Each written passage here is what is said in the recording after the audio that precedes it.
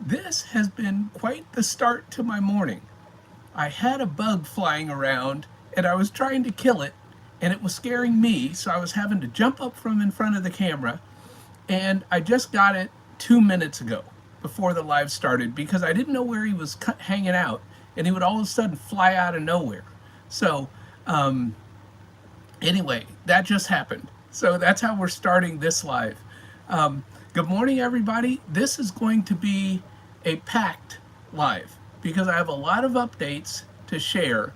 And we're going to talk about, I talked about last week how I've had a lot of different issues with my rentals lately. And during that week, between last week and this week, I finally got the bill. And so, what happened is the maintenance this past month, and it was a lot of different things, but the maintenance this past month cost me $7,000. That's like almost unheard of for me. Normally, maybe $2,000 around there. So that's 5,000 less that I have coming in than I would normally have coming in. And so what that means is that I didn't have enough money to pay all the mortgages on my rentals. That's the bottom line to that. And so when I saw that bill coming in, and I was sort of trying to prepare myself because I had warning signs that it was going to be ugly, right? So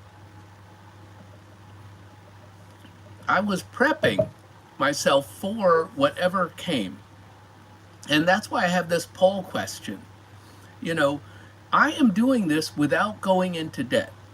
And the way that I'm doing that is that I have multiple streams of income, which has been my saving grace. I have a baby emergency fund, which everyone should have a bigger emergency fund than what I have. However, I have multiple streams of income. And I've done this over the years. When I need to divert money from one stream of income to cover another stream of income, that's what I do. And so I looked at all of my finances for the month and I said, can I cover the shortfall?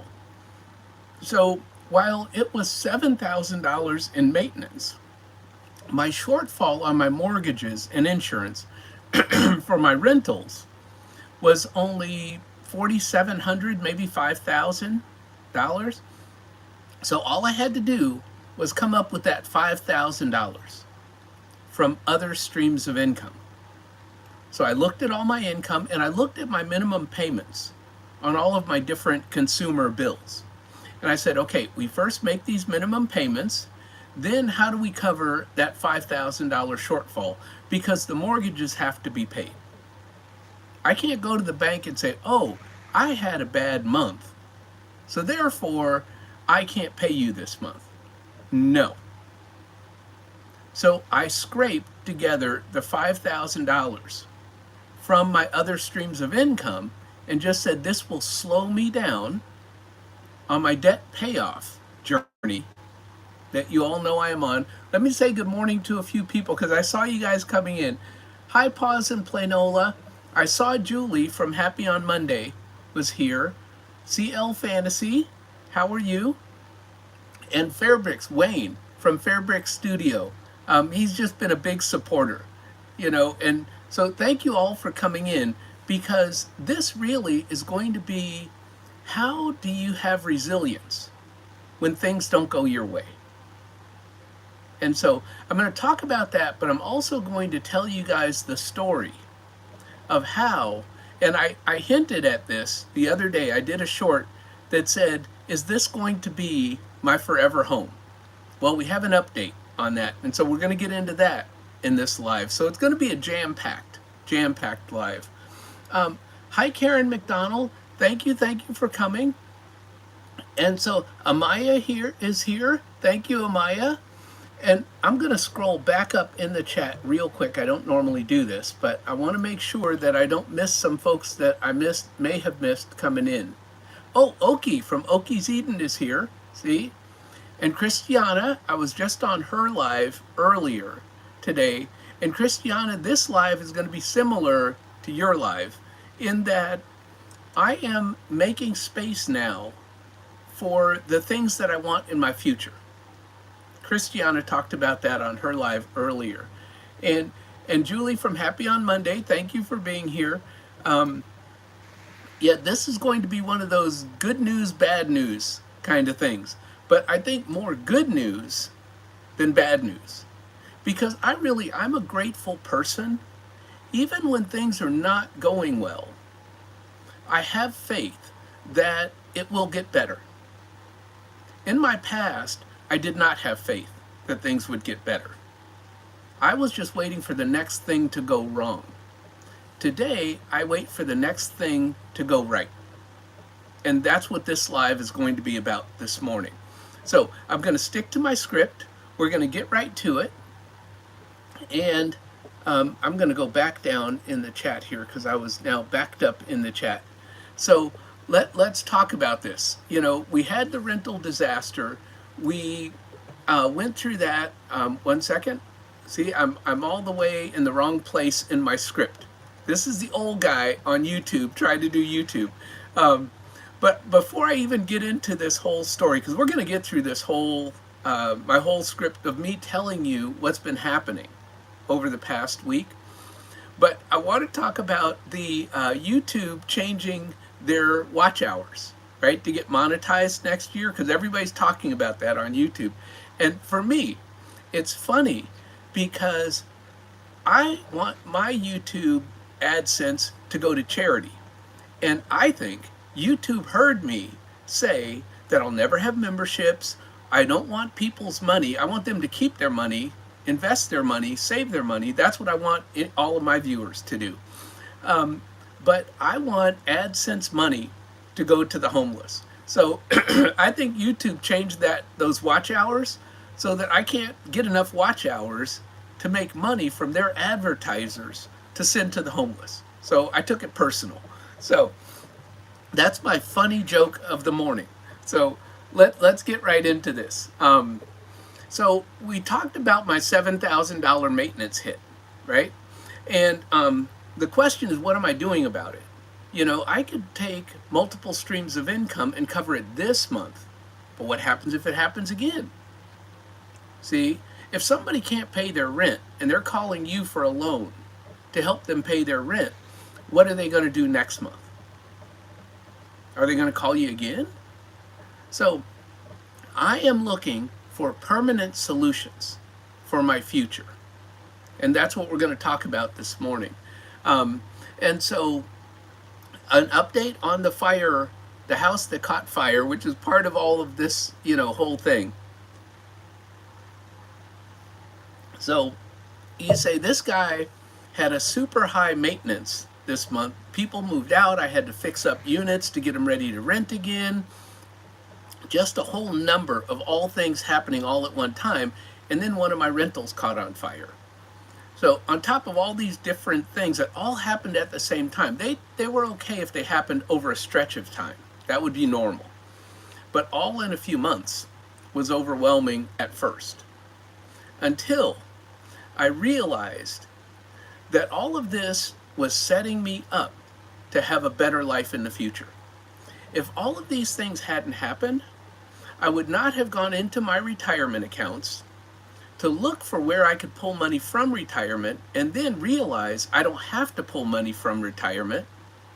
I can actually borrow money from one of my retirement accounts and pay myself back the interest. So through all this bad stuff that happened, I've learned that I can become my own bank, not only now, but in the future. And so that's a future plan. That's a whole nother thing. I have a lot of future plans on how to finance myself and not give any money to the banks. So that's one of the beautiful things that's coming out of this. Another thing is that I looked at ChatGPT and I had it go through all my rentals over all these years that I've owned them. And I said, you tell me which rental is costing me the most in maintenance. Because of this, I knew that this high maintenance thing was coming, but also $2,000 a month in maintenance is a lot of money, but I have older rentals, okay? So that's not anybody's fault, it's mine. This is what happens when you buy older rentals. So it's just part of the deal. You knew that going in. So, but what I said was, which of these rentals is costing me the most in maintenance over the whole many years that I've had these rentals? And so I decided to sell that one rental, the one that was at the top of the list. Well, this started a snowball chain of me saying, well, if I can sell this rental, right? And we put it on the market a few weeks ago, and it went under contract in 2 hours. There are a lot of investors that want to invest where I live, and there's not enough rental properties for them to buy. So these people are sitting around with cash. And so this person said, I will buy your rental property for cash, and I'll give you the money in 3 weeks, which will be next Thursday. So prayers for me, because we only have 1 week left, that I'll have money coming in next Thursday. Now, not only does that help with this month's $7,000 bill, but it also sets me up to pay off other debt, because I am still on a debt payoff journey. So hopefully cash comes in next week. But the short version of this story is that when I decided to sell this one rental, I said, let me look at selling an 8-unit apartment building that I have. Well, that didn't work out. So I decided I'm going to keep the 8-unit apartment building, and what else am I going to pivot? And this is the story of the day, is how am I pivoting when things don't work out? So if you're on a FIRE journey, you want to get financial independence, retire early, you can do it. You just have to pivot when things don't work exactly as planned. And so that's what we're really going to talk about. What do you do when things that you have planned don't work out? So one of the things that I talked about is using the proceeds from selling rentals to pay off debt. And that's still my plan. However, things have changed again this week. So the money that I get from this one rental, now remember, I have low cost rentals, so I'm not making a boatload of money. I don't have rentals wherever you live, they're more expensive, trust me. You know, and that's why I don't talk about the number of rentals I have, because it doesn't matter. The number doesn't matter because 2 here could equal 1 in somebody else's city. So it's all individual, right? So the number doesn't matter. But what does matter is, what do I do with the proceeds? Again, I go into ChatGPT and I say, if I sell this rental property for this amount of money today, and I paid for it years ago at this amount of money, how much will I have in capital gains taxes? And there's this thing called depreciation recapture, where I get tax cuts on all my rentals every year. I get tax breaks. Well, they want me to pay for 25% of those tax breaks. I'm still getting the 75%, but the IRS wants 25% of those tax breaks back when you sell a property. So that's called depreciation recapture. So I'm aware of this, and so I went into ChatGPT and I said, how much should I hold back to pay the IRS when I sell this property? And ChatGPT looked at what I paid for it. It looked at my depreciation schedule. So what I did was I stripped out my Schedule E from my tax returns. So there's no personal identifiable information in that particular schedule for me. So I stripped that out and I gave it to ChatGPT and I said, here's how much I've depreciated on all my properties, but I said, only look at this one address. And so ChatGPT said, okay, this is how much you're going to owe the government. And this is how much you're going to owe the state of Alabama. Because most of you know, I am in this year of paying back the IRS for what I did in 2025. I don't want to owe the IRS in 2027 for 2026. So I am putting aside this money from these rental property sales. And so I just said rental property sales. I'm selling one property that closes next Thursday. On Thursday, we are putting two more properties on the MLS for sale because I went to my realtor, and when the 8-unit sale didn't work out because the units just didn't appraise. They just didn't appraise for enough money. So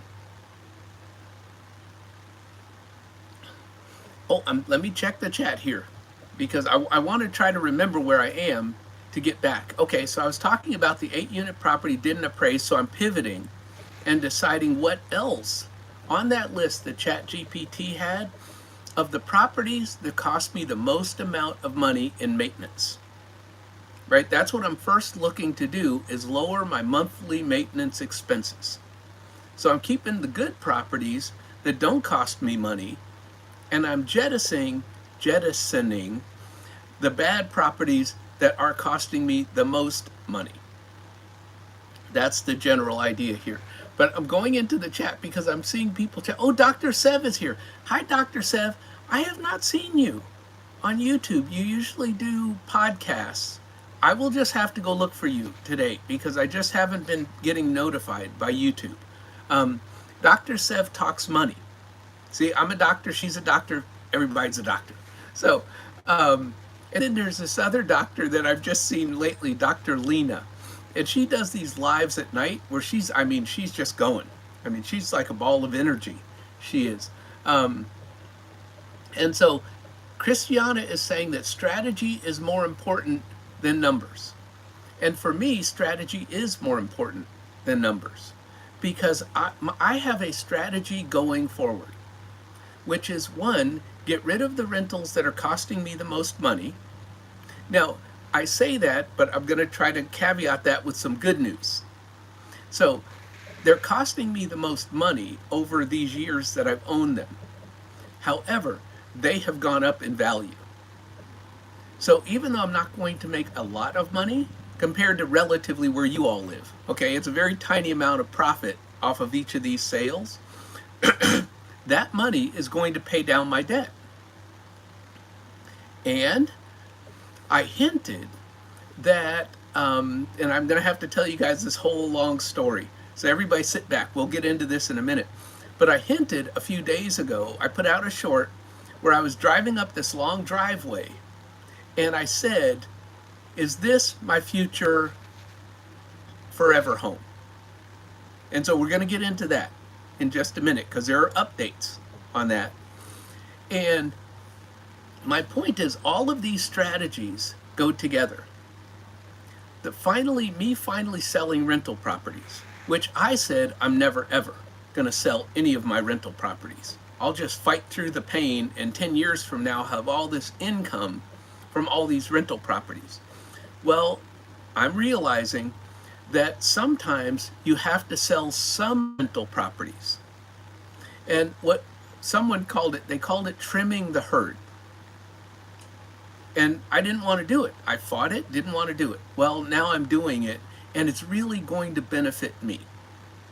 Because not only am I getting rid of the maintenance expense, I'm getting the proceeds after taxes that I can use to pay down my debt. So, excuse me, I am winning on two sides here. This is like a win-win for me. So, anyway, long story short, and I hope this doesn't get too technical from a rental owner perspective, but I was going to sell 4 properties as a lump sum, as a package. And I've bought properties as a package. And I've saved a lot of money buying properties as a package. When I bought the 8-unit apartment building, that was sort of a package of 3 buildings. And I got it at a good discount. So I was going to sell off 4 properties just for ease. You know, just sell them all off and just take the money. Well, I was going back through ChatGPT and I was looking at comparables for my properties. Boy, do I have something with my throat this morning. This has been happening in mornings for the last few days, so it's not just this morning. But I was going through ChatGPT looking at my properties and what they might sell for. And so it came to me that I would make more money if I sold a couple of my properties that were the highest in maintenance. So let's say the one that I'm selling next week was property 1. That was the highest. Now I'm going down to property 2 and property 3. Well, I'm going to sell those individually, which will give me the best amount of gains. They've also appreciated quite a bit because I bought them right around the time of COVID, just after COVID. And property values, even though they're very cheap properties, okay? And you guys wouldn't believe the prices compared to your area where you live. But these are very cheap properties, but they have doubled and tripled in value. So yes, they're costing me a ton of money in maintenance, but the appreciation has doubled and tripled. Again, not a ton of money compared to where you guys live. However, it's enough to get me out of debt. You know, I can sell these properties and pay off all my consumer debts and become debt free. And that's after I put aside the money for the IRS. So that's where I'm at right now, is I said I will sell 2 properties. So the first one I sell next week, that gets me out of the immediate cash crunch. Then we sell 2 more properties, and that goes to pay off all of my debts. So now I'm debt free, and I still have most of my properties. But now let's get into all of this stuff just came about because of the disasters that have been happening in my financial life. All of these good things that I'm telling you about now came out of the disasters. So now I'm grateful for all of these disasters, because I had to think and I had to look at how do I pivot going forward? What's my strategy? So I still want to live on a budget. I still want to have a spending plan where I have categories and I put money aside for future expenses. That's all new to me, okay? I just want everybody to know I am not a spending plan person that's been doing this for years. But I'm going to stick with the plan and with the strategy. So let's go in here. And Christiana is saying, I'm thinking about withdrawing contributions from my brokerage account.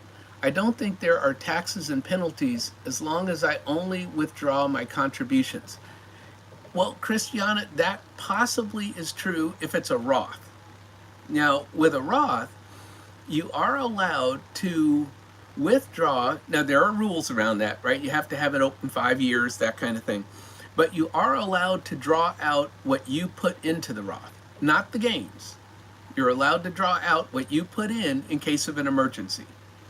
And I talked about, you reminded me of this, I talked about my retirement accounts and how I looked for where could I get money if I needed it. Because when the house caught on fire, I needed $10,000. That's my insurance deductible. But right now, so far, I have not had to spend the $10,000. So until I have to spend it, I'm not going to worry about that. And if I sell some more properties, I'll have that $10,000 sitting there. So long story short is I talked to you guys about my retirement accounts. So I have access to money in 3 different retirement accounts. And they have different tax consequences. And that's where, Christiana, you have to be careful, you know, with the tax consequences, because I've done this when I was younger, probably more like your age.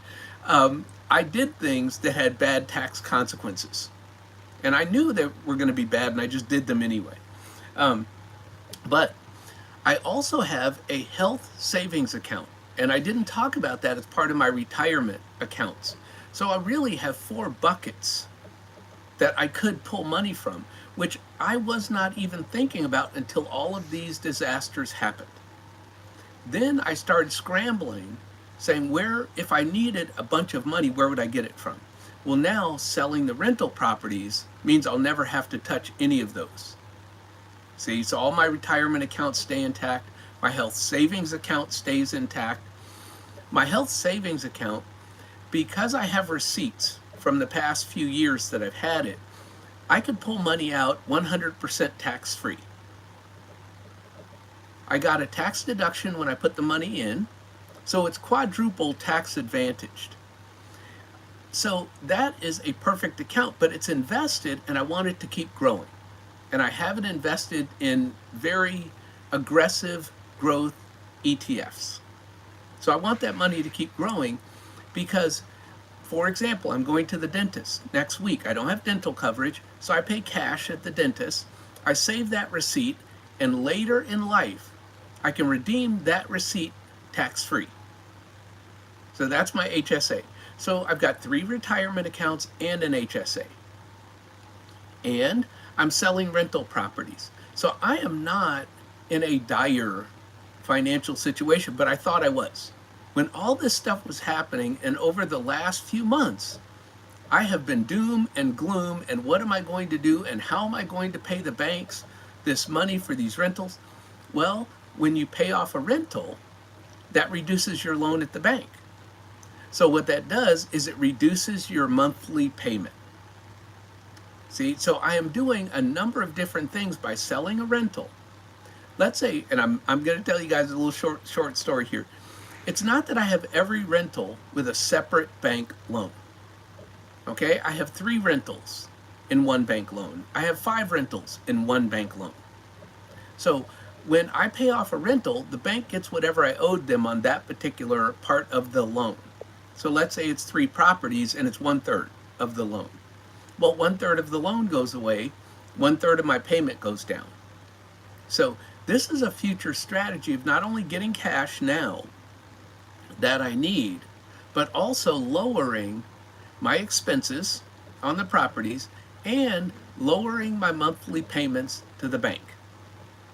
So these are good strategies to do when you have equity and you want to tap into the equity that you've built over the years. So that's my future strategy, is tap into the equity, and also this will make my properties more profitable. As they are more profitable, I can use that money to pay down and pay off properties. So I have a long-term financial strategy. So that's what I'm trying to share. This was a disaster, but out of this disaster, you have to be able to find resilience and come out of the ashes better than the fire that put you into the ashes. And that's what I'm doing, little by slow, little by slow.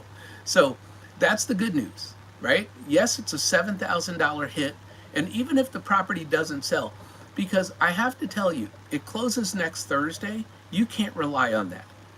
Never, ever rely on money coming in from a property selling.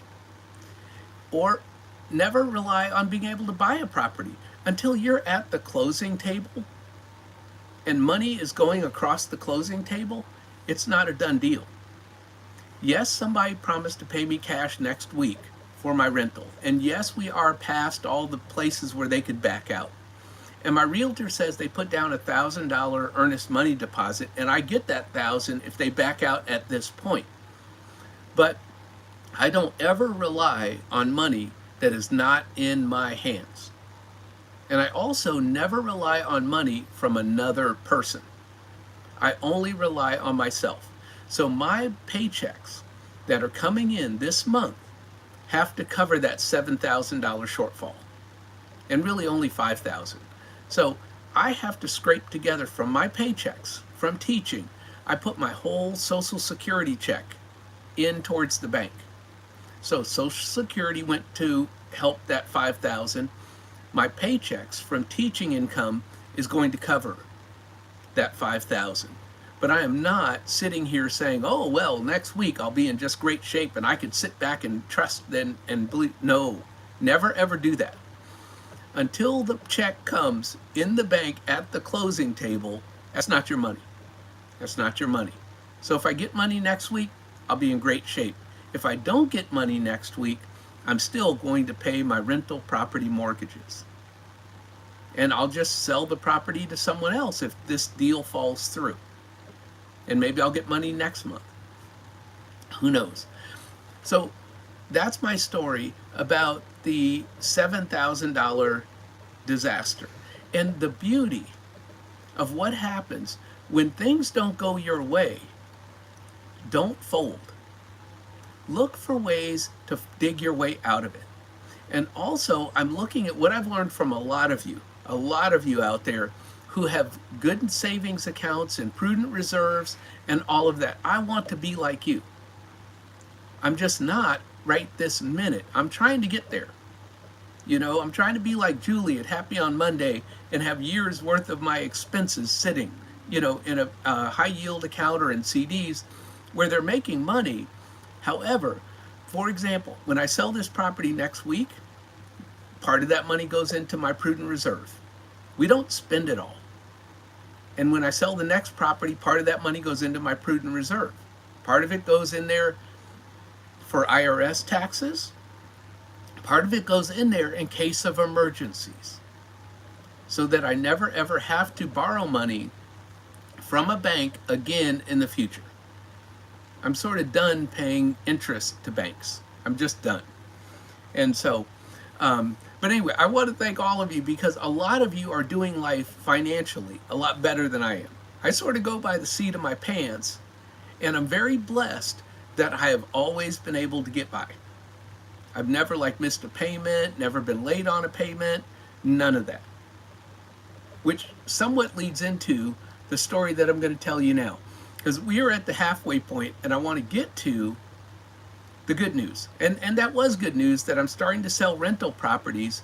And I was talking about selling one property next week and two more properties, a duplex and a single family. We're going to put it on the market. As I told my realtor, I said, as soon as we walk out of the attorney's office and I get that cash in my hand, you put those other two properties on the market.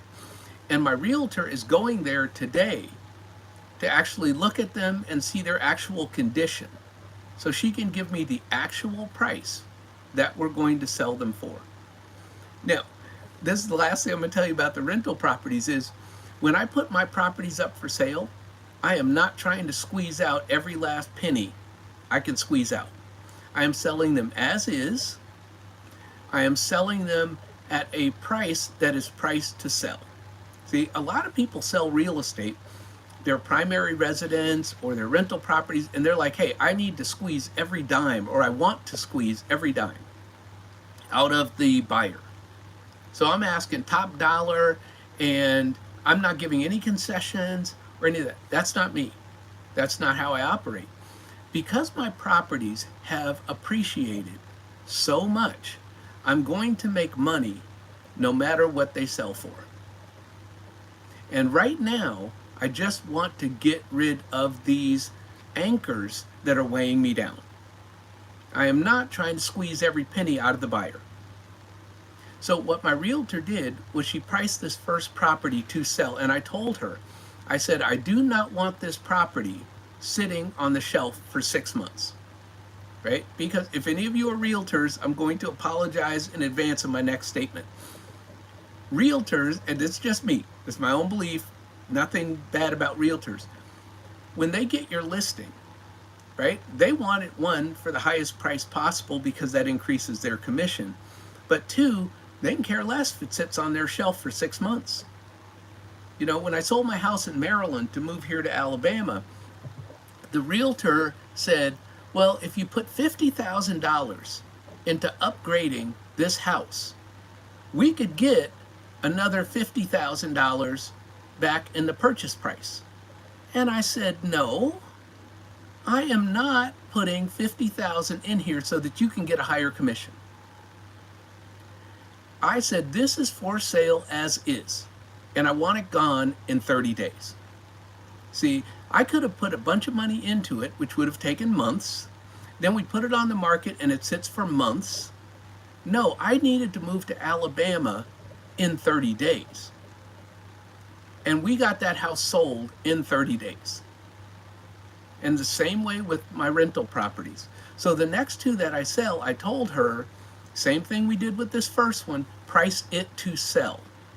Price it low so that investors come out of the woodwork and we get multiple offers. That's how I operate. So if you get top dollar for yours, you go for it. I don't need top dollar because I have plenty of equity that I'm going to get anyway. And it will cover all my debts. Trust me. So, um, so yes, and thank you. Oh, Lisa J Stocks is here. Hi, Lisa.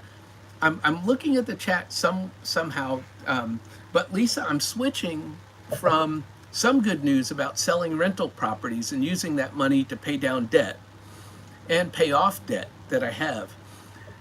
But also, through all of this, is I'm learning that in the future I can become my own bank. And this is a whole nother stuff we'll talk about in the future. But let's talk about this. When I put out that teaser saying, you know, will this become my forever home? I promised you guys at the beginning of 2026 that I was not buying any more real estate. And apparently I lied, right? Now, I am keeping to my word, no more rental properties. I did not buy any more rental properties. However, yesterday morning, I put my forever home under contract. And so it is just unbelievable. I have to tell you guys the whole story because you'll say, this guy is living right. This guy is so blessed. And that's what I want you to know, that this wasn't anything I did. I am not a property finder, super property finder. So now we're going to have story time where I tell you guys how blessed I am. I am here in a fifth wheel, right? You guys can see this. I'm in a fifth wheel, been in this fifth wheel for a year now, right? And I bought this land that I'm on, and I made a video showing you guys the brand new mobile home that I'm going to buy, or was going to buy. We'll come back to that, and put it right here on this land. That would get me out of this fifth wheel. And it's a beautiful brand new mobile home. Well, that mobile home was $195,000. And that's okay, I can afford that. But what I said was, I still have to buy a garage on top of that, right? Because I need a place for my motorcycle and my car, and my future dream car that's in my vision board. So that now comes out to $250,000. But I said, I'll get the mobile home, I'll get moved in there, and maybe a year or two from now, I can afford the $50,000 for the garage, because I still have to pay off debt. See? So what happened was, part of me selling my rental properties is I said, okay, I'll sell one property next week, which hopefully that goes through. Then I'm selling 2 more properties. And then after that, now all my debts are paid off, right? Debt free, just chilling, right? Then I'm going to sell the little group of properties. I identified 4 more that were costing me money and maintenance, not as bad as the ones I'm selling. But these 4, I'm going to sell in what's called a 1031 exchange, so that I don't pay taxes on the sale. And I don't pay taxes on the capital gains from those.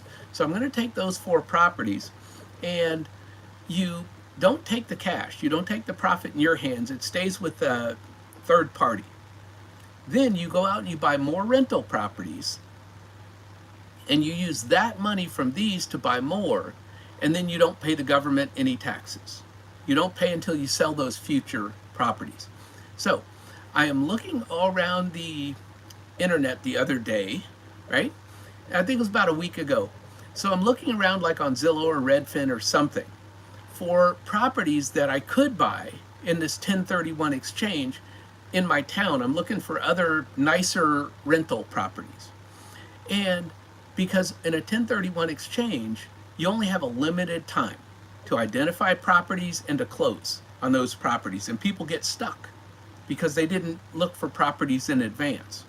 So I'm looking for properties in advance.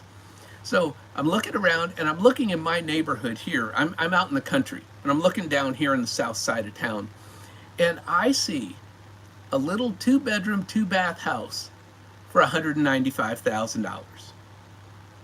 Or maybe it's $190,000. But the point is, all I wanted out of my brand new mobile home was a 2-bedroom, 2-bath home. It's just bigger than what I needed, but 2-bedroom, 2-bath. Don't care.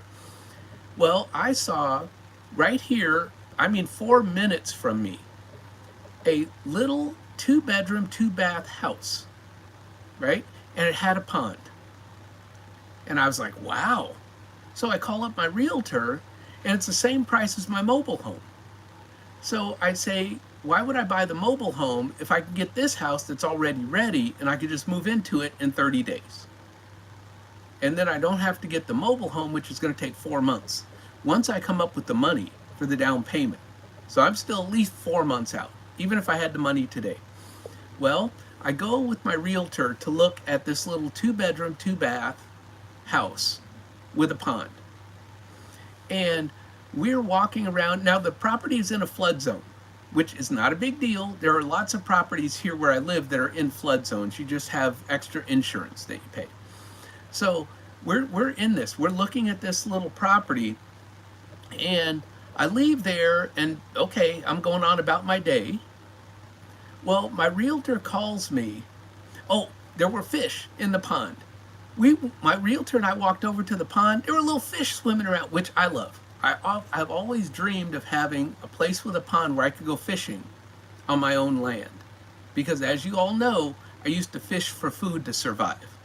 And my dream has always been to own land where I could fish on my own land. It's just a dream of mine. And so there's this house that really fit my dream, right? Same price as the mobile home, but it's already ready to go. And it's right here, 4 minutes away. So I drive away, I go on about my day. My realtor calls me later in the day, and she said, Daryl, I passed this place as I was heading back into town, and it says for sale by owner, and she said, maybe you should look at this, because she said, I think it has a garage.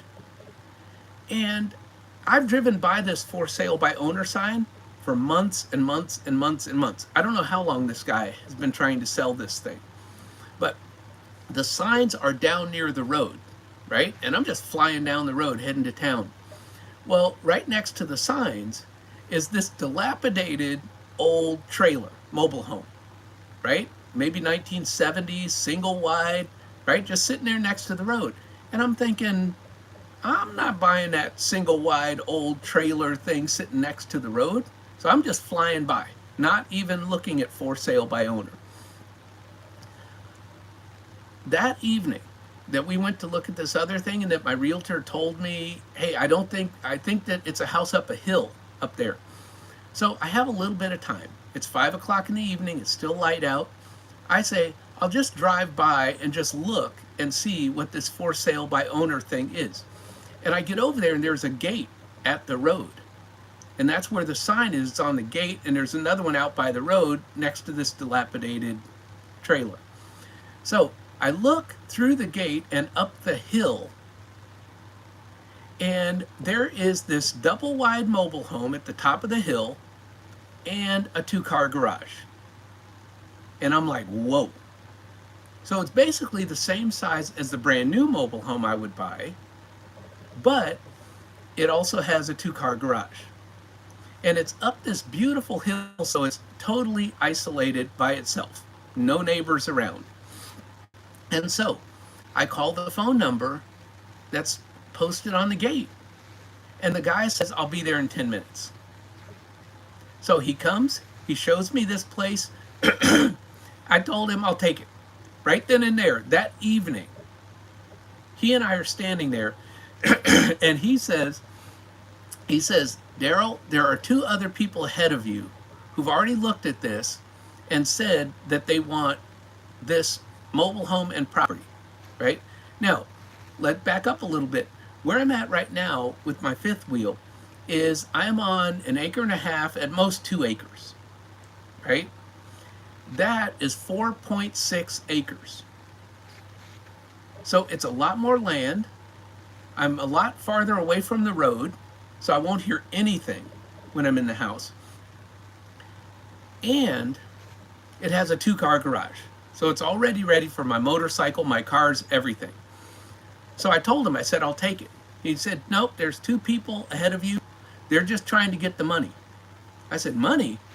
I'll get you the money. Right? When I see a deal, I move. And I told him, I said, I'll have the money tomorrow morning. I'll have you a deposit tomorrow morning. And so I called my realtor that night and I said, we need to get a contract written up for this guy. And when he saw that I was actually moving the next morning, he liked me. The other two people were trying to get the money, gonna call him back, going to call him back. I said, oh no. I said, I am a mover. And so by the next morning, we had written up a contract. And so the contract wasn't right. There was a misunderstanding between me and my realtor and the sellers. So the contract just wasn't, going through, right? So yesterday morning, we all met at the house, and my realtor hadn't even seen it because there was a gate there.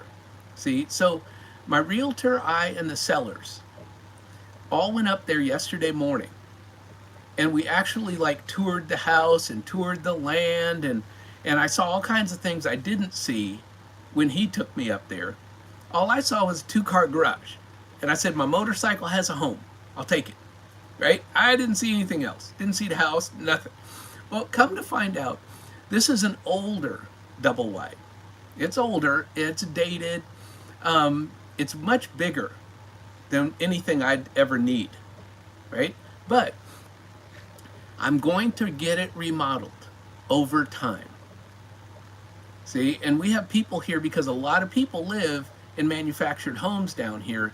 We have people that remodel mobile homes. So I will just get it remodeled over time. But I was able to meet there with my realtor and the sellers with the contract all fixed and cleaned up yesterday morning and get this property under contract. And so my puppy and I went to the lawyer's office yesterday afternoon and took the deposit check, put it at the lawyer's office, and now we just have to fill out the financing. So I'm financing with a bank. I've got 2 different lenders to pick from. There are very few lenders that do mobile homes down here. And so I have a good one that my realtor gave me, and then I have one that I was going to use on my brand new mobile home. So I already had a lender in place. However, I've got a second one. And so it doesn't matter either way. Now, here is the beautiful part of this whole thing. My brand new mobile home would be $195,000 without a garage, right? And that's on this land that I'm on right now. This one is $195,000 with 4.6 acres of land.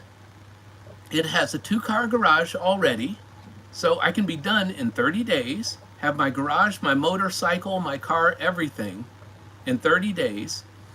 And it has a private, fenced-in little dog park for my dog out back. Whoever the prior owner was, and it was a little old lady whose daughter brought her out of this home because she was just getting too elderly. So it also has an elderly wheelchair ramp for when I get older. That's why I said forever home. And it has this private little fenced-in dog park in the backyard. And it has doggy doors. So my puppy can just go out the back little doggy door into his own private fenced-in dog park in the backyard. When I saw all of these different things, and it's the same price as what I was going to spend, but $50,000 savings in not having to have a garage built. And that garage could have been a year from now, 2 years from now, before I'd have had $50,000 to build that garage. So I get everything in 30 days that I would have had to wait a year or 2 for. Now, granted, it's an older mobile home, and it's way bigger than anything that I'm going to ever need. However, we're going through this thing yesterday morning, and you guys will see this in some shorts that I'm going to be putting out, because I'm walking around the place making shorts, of course, is that there's all kinds of furniture in this place, right? Because we were in one of the rooms, there's this little bookcase in there, and I said, hey, can you guys leave that little bookcase? And the seller says, you can have everything in this house. So there's a dining room table with chairs. I never buy dining room tables, just so you all know. I don't buy furniture, right? And so the only thing that I have to buy in this house, I mean, it comes with a refrigerator, with the ice maker, all this stuff. The only thing I have to buy is a bed, and that's it. I think I'm going to buy a living room couch, but all I have to buy is a bed. And I'm not really a couch buyer, but I'm going to buy a living room couch. It has a big wooden entertainment center thing in the living room.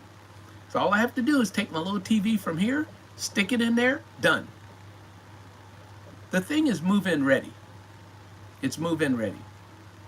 And so one of the things that my realtor was doing was asking the sellers for this and asking the sellers for this concession and that concession. And these are some older people, the sellers. And I had to have all those concession requests removed from my offer. I told those sellers, I'm giving you $195,000 and you don't have to pay a penny. I said, I'm paying your half of the attorney's costs in this sale because I want this house. And so we get it under contract, and these people like me. I don't know why. People like me. Thank you. But these sellers like me, you know, and so people talk about you're in Alabama and will people like you and won't they like you? And I have nothing but friends down here in Alabama. And there are a lot of people, I'll never go to Alabama. You know, well, you know, people like me and treat me well down here. And I am not trying to make life harder on these sellers. You know, I think the guy was 75 or something like that. So these folks have bought and sold a lot of properties over the years. And this is just one they picked up, I think, a year ago, and they're just selling it because they're not going to move into it. But it's perfect for me because it's up on this hill, it's isolated, the gate is down at the road. So when you're driving by at 45, 50, it's a pretty good paced road there. You don't even see the house because you're moving, you're watching the road, all you see is a gate at the road. You do not see the house up the hill. I love that. I love my privacy. And not only that, I have friends who have RVs and they're retired early and they drive around the country. There's an RV hookup behind the garage because this is land. And so whoever the prior owner was had an RV hookup behind the garage so my friends can come with their RV, pull up behind my garage, and hang out. You know, so that's why I said I am doing well. Nothing I did. My realtor saw the sign. She said, Daryl, I decided to just stop my car and back up and just see what that for sale by owner was. And she found me the perfect property. And my point is, I can't take credit for any of this. I am just blessed beyond blessed. The disaster happened, and I found out I could sell rental properties and pay off debt. How did all this stuff happen? So that's my point of today's story is when bad things happen, you have to pivot and you have to be resilient. And if you try to make life easier on other people, the world will make life easier on you. This is not the first time I've been blessed. This is just not. I have had so many blessings in my life from other people. You know, and so you guys will see more as I go back up there and as I post shorts, you know, of this place. I don't know what I'm going to do with all this space because I am a person that just doesn't require a lot of space. And I think that this is a 2,000 square foot, 3-bedroom, 2-bath mobile home. I don't need 3 bedrooms. I don't even need 2 bedrooms, but I don't need 3 bedrooms. I do want 2 bathrooms. That was part of my dream. Because an old guy, you need 2 bathrooms. I want my bathroom, and then I want my guests to have their own bathroom. You know, another thing that I want, and we're running up on time here, but another thing that I've always wanted in my home was that the other bedrooms are on the other side of the house from my master bedroom so that Everyone has their privacy. When I have guests, they have their privacy. They have their own bathroom, their own bedroom. It's on the other side of the house. Everybody's quiet. This house is designed that way. The only thing I have to do is update it. It doesn't really need updating, especially for me.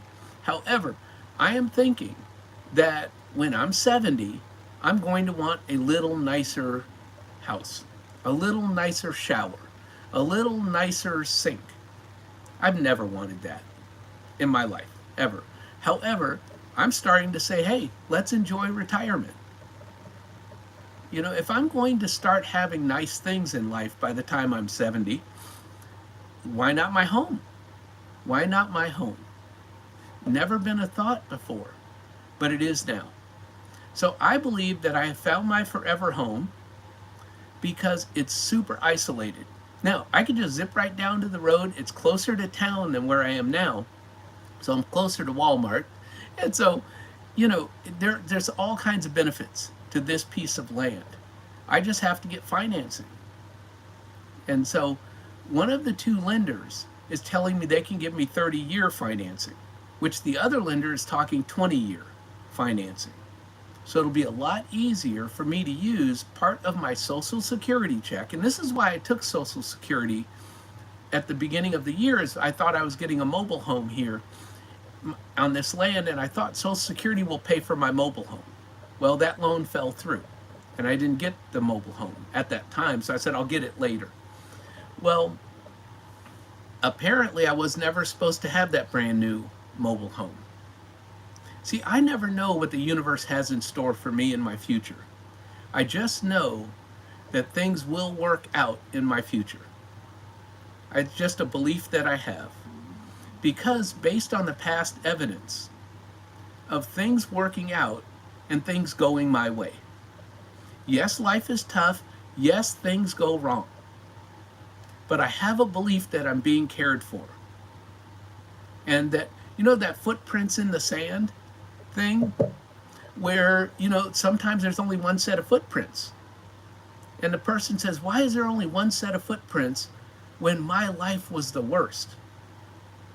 And he's told, that's when I was carrying you. And so I fully believe in that.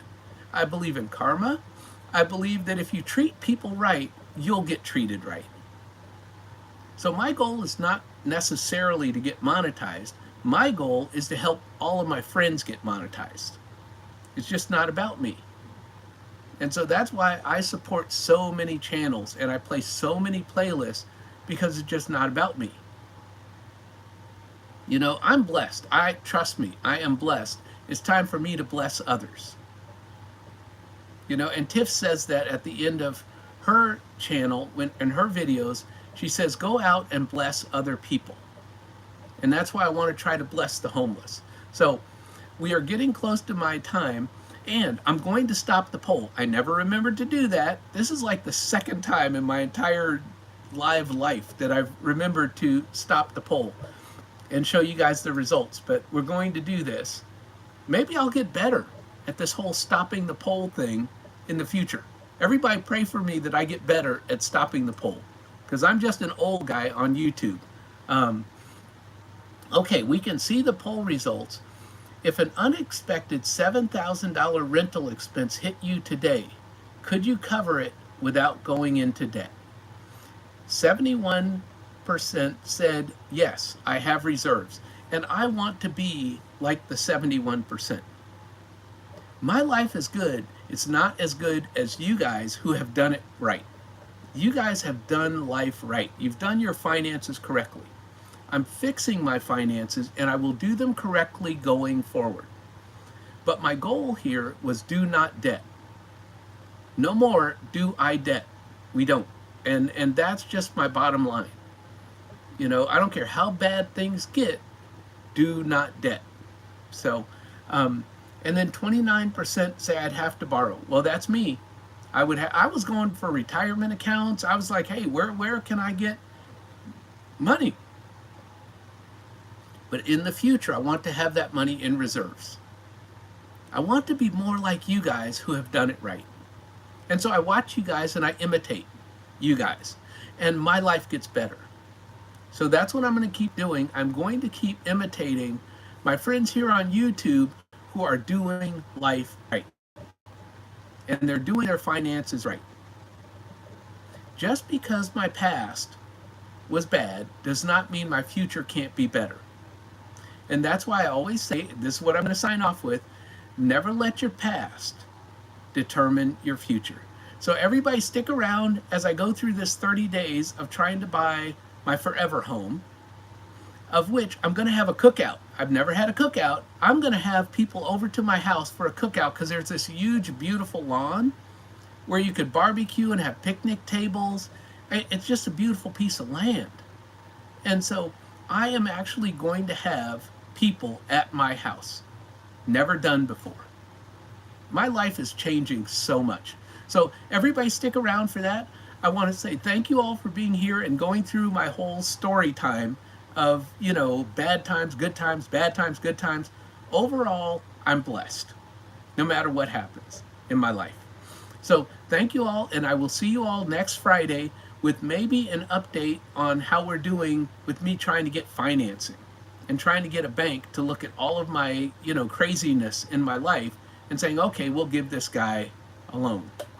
Thank you all for coming, and I will see you all next week.